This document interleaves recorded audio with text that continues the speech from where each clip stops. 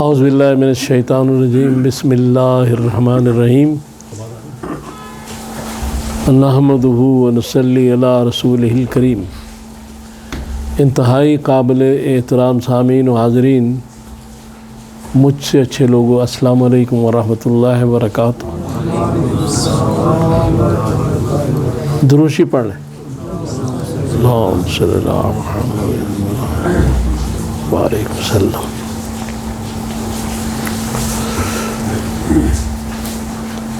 خوش قسمتی کی بات ہے کہ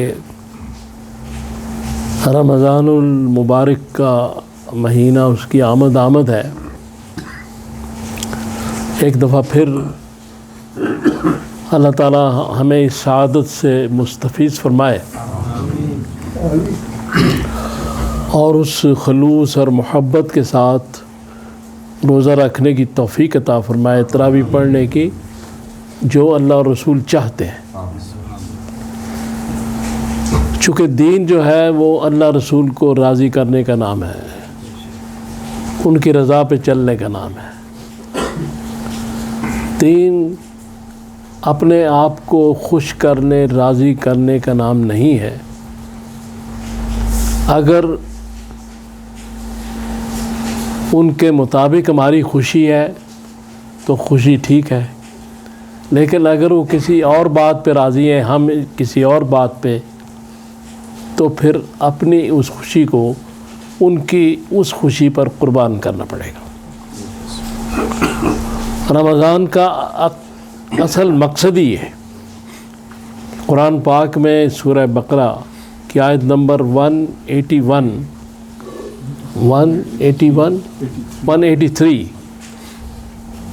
میں کہا گیا ہے کہ اے مومنو، آپ پر روزے فرض کیے گئے ہیں جیسے پچھلی امتوں پر، تاکہ آپ تقوی حاصل کر لیں، پرہیزگار ہو جائیں۔ تو یہ جو مہینہ ہے یہ اصل میں تقوی کا مہینہ ہے، پرہیزگاری کا مہینہ ہے، گناہوں سے بچنے کا مہینہ ہے، عبادات کرنے کا اور گناہوں سے بچنے کا مہینہ، اللہ کا خوف دل میں پیدا کرنے کا مہینہ۔ لمن خاف مقام ربہ جنتان، اللہ تعالیٰ کا جس دل میں خوف ہوگا وہی کامیاب ہے۔ اور یہ مہینہ جو ہے یہ اسی لیے ہے کہ بعض ایسی چیزیں جو حلال ہیں ان کو بھی ایک خاص وقت کے لیے روک دیا جاتا ہے اللہ تعالیٰ کی طرف سے، یعنی ان سے بھی پرہیز، حلال چیزوں سے بھی وہ جو اوقات ہے روزے کے، اس کے اندر ان سے بھی مکمل پرہیز، حالانکہ وہ چیزیں حلال ہیں۔ یعنی اس سے ظاہر ہوتا ہے کہ یہ جو مہینہ ہے یہ ایک ٹریننگ ہے تقوی کی، پرہیزگاری کی، گناہوں سے بھی بچنا اور عبادات بھی کرنا۔ عبادات کا بہت زیادہ ثواب ہے اس میں، لیکن چونکہ سورہ بقرہ کی آیت نمبر 185 میں یہ ارشاد ہوا کہ اس مہینے میں قرآن نازل ہوا، نزول قرآن کا مہینہ ہی ہے۔ قرآن بڑی ایک باعظمت کتاب ہے، اللہ تعالیٰ کی گفتگو ہے جو رسول اللہ صلی اللہ علیہ وسلم کے قلب اطہر پر نازل ہوئی۔ تو اس مہینے کو منتخب کیا گیا اور اس میں اس کو قرآن کو نازل کیا گیا، لہذا کوشش یہ ہونی چاہیے کہ اس مہینے میں زیادہ سے زیادہ قرآن کی تلاوت کی جائے۔ جتنے بھی آدمی کر سکتا ہے اس کی طاقت میں جو ہے، چونکہ اپنے آپ کو تھکا دینے کا نام دین نہیں ہے. آنکھ کو بھی آرام دینا، جسم کو بھی آرام دینا، ان ساری چیزوں کو آرام دینا بھی دین ہے. لہذا تلاوت قرآن اس حد تک جہاں کوئی شخص کر سکے جتنی اس کی ہمت ہے. اس لیے نماز تراویح کا جو اہتمام ہے اس مہینے میں اس لیے کیا جاتا ہے کہ قرآن پاک کو سنا جائے، چونکہ یہ مہینہ ہی قرآن کا ہے، اور پھر اس میں آخری عشرے میں لیلۃ القدر بھی ہے. تو اب جو اصل بات سمجھنے کی یہ ہے کہ اگر ہم اس مہینے میں عبادات کرنے کے ساتھ ساتھ غیبت سے، چغلی سے، جھوٹ سے، ان تمام چیزوں سے اجتناب کرنا شروع کر دیں، پرہیز کرنا شروع کر دیں، بچنا شروع کر دیں، تو شاید یہ ایک عادت بن جائے. اور اگر اس مہینے میں مسلسل یہ چیز ایک عادت بن جائے تو پھر آئندہ 11 مہینوں میں بھی یہ قائم رکھی جا سکتی ہے.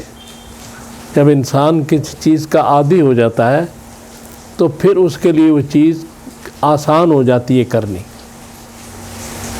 لہذا اس مبارک مہینے میں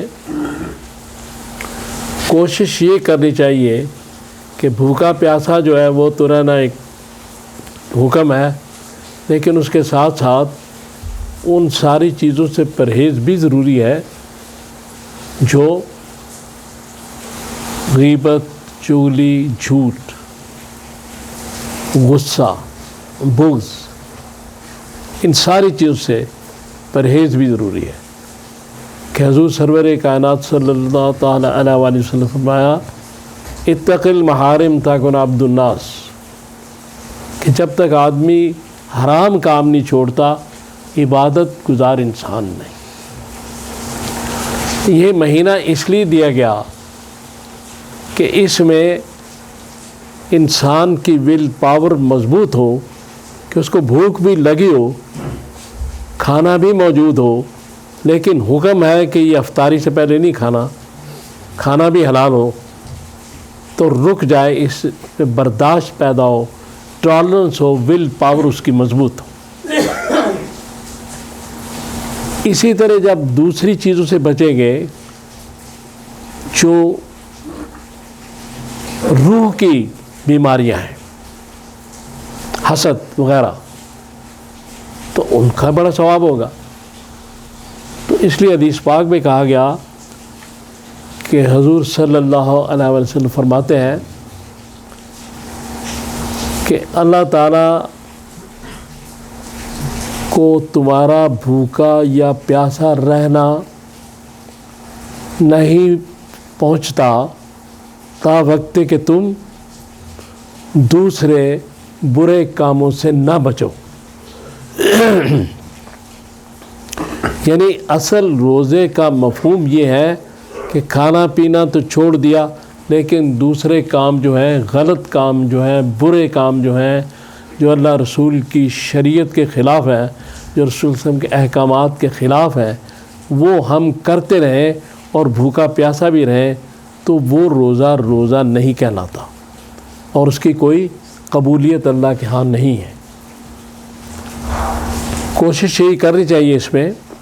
اور دوسری چیز ایسی ہے کہ مثلاً سارا سال ہم قرآن سے بے خبر رہتے ہیں، تو اس مہینے میں ایک موقع ہوتا ہے تراویح کا، اس میں قرآن سنا بھی جاتا ہے. جو لوگ قرآن پڑھنا نہیں جانتے، پڑھنا تو چاہیے لیکن جو نہیں جانتے کم از کم قرآن سن لیں.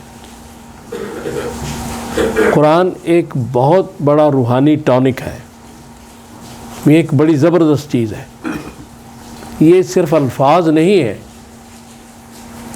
بلکہ قرآن کے ایک ایک لفظ کے آگے کائنات کا بڑے سے بڑا لفظ بھی سجدہ ریز ہے. یہ وہ قرآن ہے، یہ قرآن کی وہ عبارت ہے، یہ قرآن کے وہ جو الفاظ ہیں ان کی اتنی بڑی اہمیت ہے. ایک مسلمان کو تو اس سے آگے جانا چاہیے.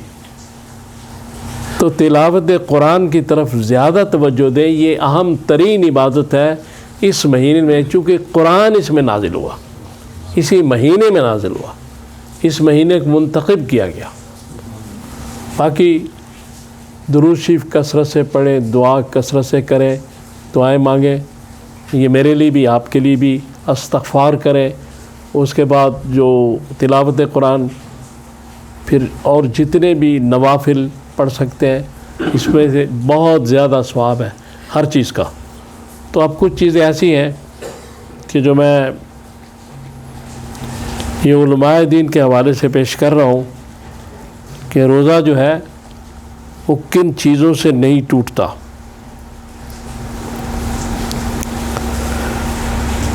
تو اس میں انہوں نے لکھا ہے کہ انجیکشن جو ہے اس سے روزہ نہیں ٹوٹتا. کسی قسم کا انجیکشن جو ہے اس سے روزہ نہیں ٹوٹتا.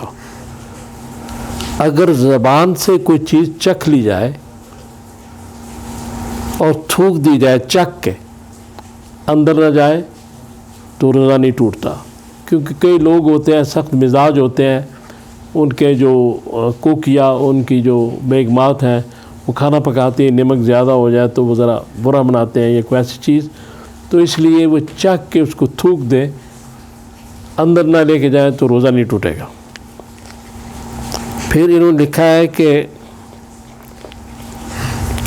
منہ سے اگر خون نکلے مگر تھوک سے کم ہو اور اگر وہ نگل لیا جائے تو اس سے روزہ نہیں ٹوٹتا. کہ دانتوں سے خون آتا ہے بعض لوگوں کے، تو روزہ میں تھوک جو ہے نگل سکتے ہیں، تھوک کا مسئلہ نہیں اس میں. بلغم جو ہے اگر پیٹ میں چلا جائے تو یہ انہوں نے لکھا ہے کہ روزہ نہیں ٹوٹتا. بلا قصد حلق کے اندر مکھی دھواں گرد و غبار جلا جائے تو روزہ نہیں ٹوٹتا. یہ خاص بات ہے. دیکھیں کہ ناک اور کان میں دعا ڈالنے سے روزہ ٹوٹ جاتا ہے. ناک اور کان میں دعا ڈالنے سے، لیکن آنکھ میں دوا ڈالنے سے روزہ نہیں ٹوٹتا. پھر انہوں نے لکھا ہے کہ روزہ میں اگر پھول کر کھا پی لے تو اسے روزہ نہیں ٹوٹتا، لیکن اس کے بعد پھر وہ اس روزے کی پوری احتیاط کرے. یہ نہ سمجھے کہ اب میں نے کھا لیا تو روزہ ٹوٹ گیا، تو کھاتے پیتا ہے بھول کے قصدن نہیں. اور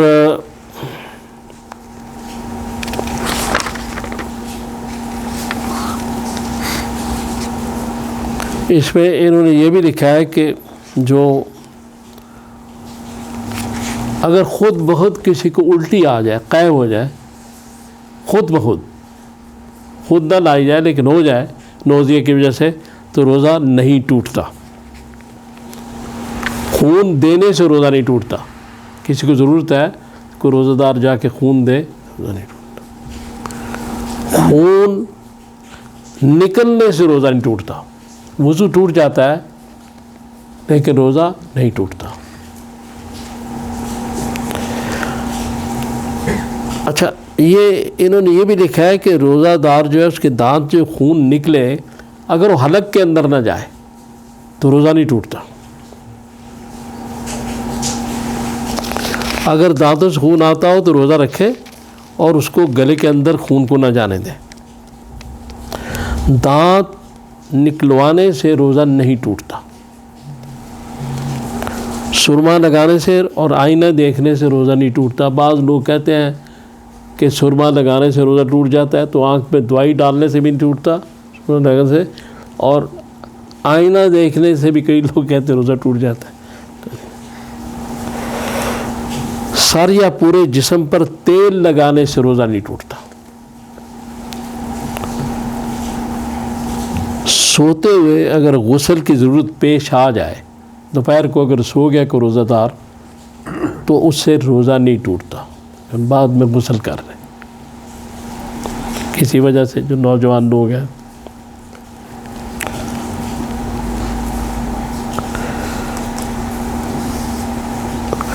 روزہ کی حالت میں ٹوتھ پیسٹ استعمال کرنا، اس کے بارے میں انہوں نے لکھا ہے کہ اگر ٹوتھ پیسٹ گلے کے اندر نہ جائے تو وہ برش کر سکتا ہے اس کے ساتھ، ٹوتھ پیسٹ کے ساتھ، لیکن گلے کے اندر نہیں جانی چاہیے. مسواک تو ٹھیک ہے.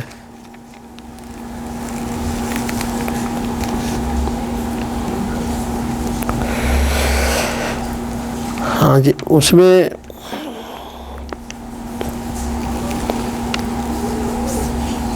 روزے میں وضو کرتے وقت بھی احتیاط کریں کہ ناک میں پانی اوپر زیادہ نہ چڑھائیں تاکہ حلق کے اندر نہ چلا جائے.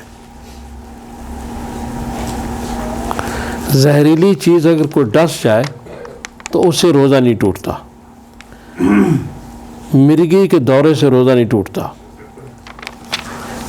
اور اس میں یہ چیز ہے کہ دوران غسل بعض دفعہ آدمی کے گلے میں پانی چلا جاتا ہے تو اس سے روزہ ٹوٹ جاتا ہے. دوران غسل جب آدمی یا کلی کرتے ہوئے پانی چلا جائے تو اس سے، تو یہ انہوں نے لکھا ہے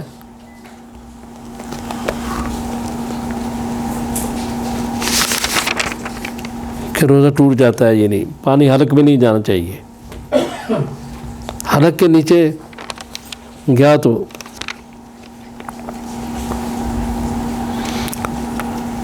یہ جو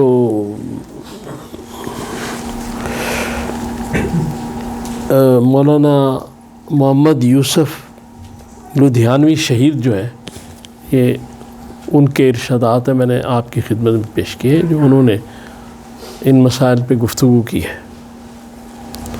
تو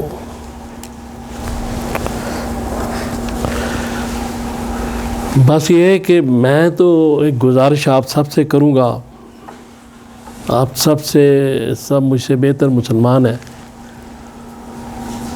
کہ یہ دعا کریں کہ اللہ تعالی ہمیں، یعنی مجھے خصوصی طور پہ یہ جو باتیں کہ اس پہ عمل کر رہے ہیں، کہ آپ کو بھی مجھے بھی توفیق دے، اور پورا کم از کم یہ اس مہینے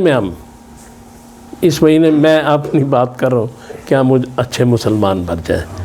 اللہ سے دعا دے کریں کہ میں نے جو آپ نے باتیں کی ہیں، اللہ تعالیٰ اس پر عمل کرنے کی توفیق عطا فرمائے. صلی اللہ تعالیٰ علی خیر خلقہ محمد و آلہ.